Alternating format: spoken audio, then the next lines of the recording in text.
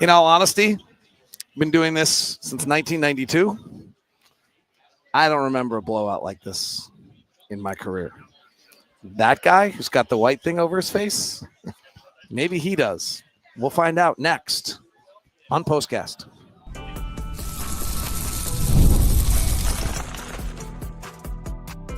You are Locked On Jazz, your daily podcast on the Utah Jazz. Part of the Locked On Podcast Network, your team every day. Lacy, go to bed.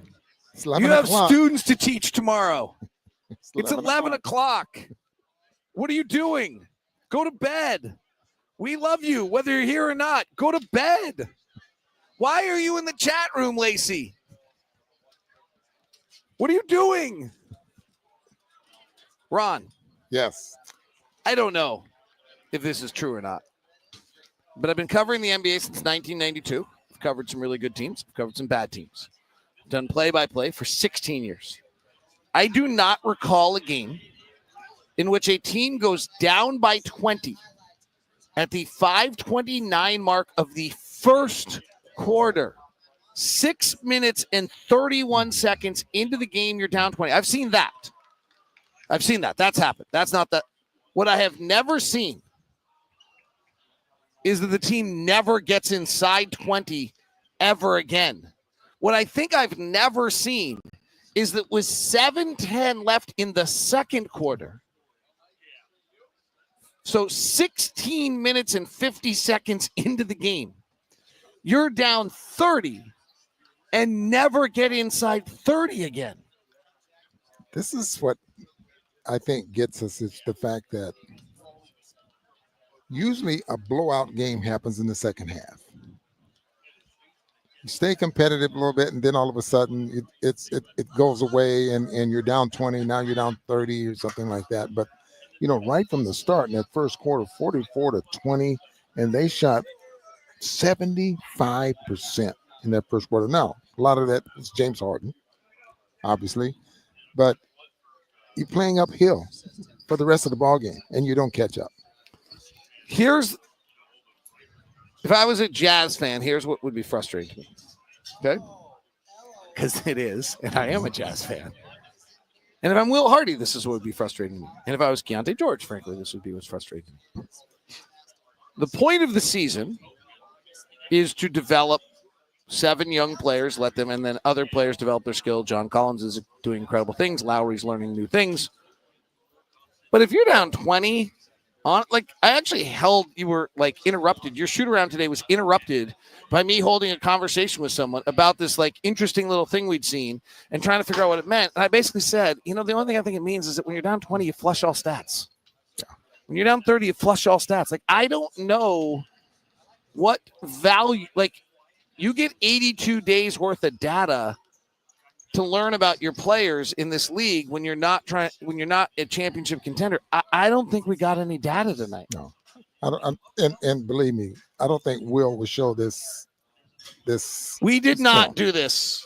We just want to let you know it was a bad night. But the 5 things of Modell, the hard seltzer, that's not us. There's a piece of glass right here. This is somebody else. If you're looking at this thinking hot dog, if you're looking at this and if you're looking at this and thinking that Ron and I went there midway through the second or third quarter, that's actually not true. Okay, sorry, I didn't mean to interrupt you. I could just tell what they were thinking. I was done. Oh yeah. All right. Well, we've done just like the Jazz team. Yeah, well, they were if they were done in 5 minutes, we could last longer in our post-game show tonight. Let's talk about Harden for a minute. This was interesting. So Harden had come off his 2 worst pick and roll games of his career. His 0.3 points per pick and roll against Minnesota, just absolutely stymied. 0.5 against Denver. I went through it in the history of his career. He's run 30,000 pick and rolls, and he's never had 2 games that bad back to back. So he comes in here tonight. He torched the Jazz last time for 1.4 points per pick and roll. And he comes in here, and he doesn't even need to do pick and rolls much. He just goes bonkers. He finishes with a 2nd most points he's ever scored in the first quarter, 4th most points he's ever scored in a half, most threes he's ever hit in a game. A lot of times, well, let's look at it this way. Maybe, just maybe, in practice yesterday or the day before, or maybe shoot around this morning. He did spend a lot of time working on shooting the basketball.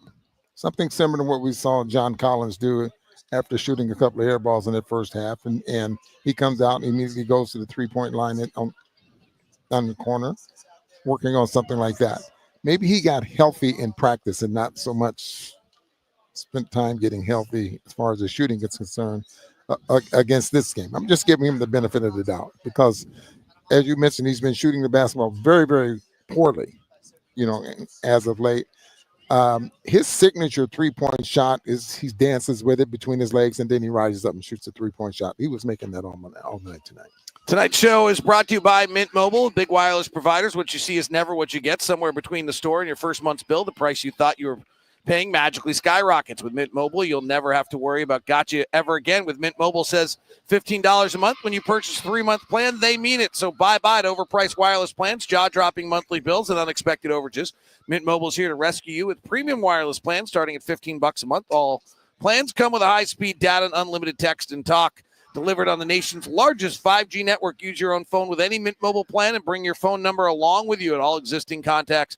So get this new customer offer now with your new 3-month premium wireless plan for just $15 a month. Go to mintmobile.com/LockedOnNBA. That's mintmobile.com/LockedOnNBA.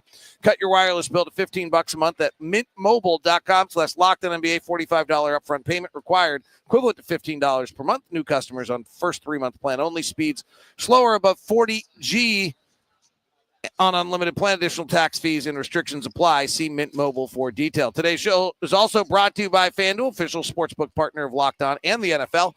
Get ready to tackle the NBA and NFL action with FanDuel's #1 sportsbook, because right now new customers can bet $5 and get $150 in bonus bets if you win. The FanDuel Sportsbook app gives you everything you need to place live bets on the NFL all in one place. So when you get a hunch in the middle of the game, you can check out the latest stats, view live play-by-play, and so much more on the same page where you place your bets. Visit FanDuel.com to join today.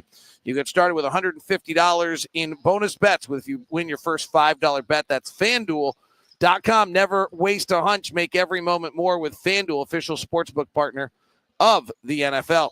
All right, Ron, first stop of a long road trip. We're here for 2 days.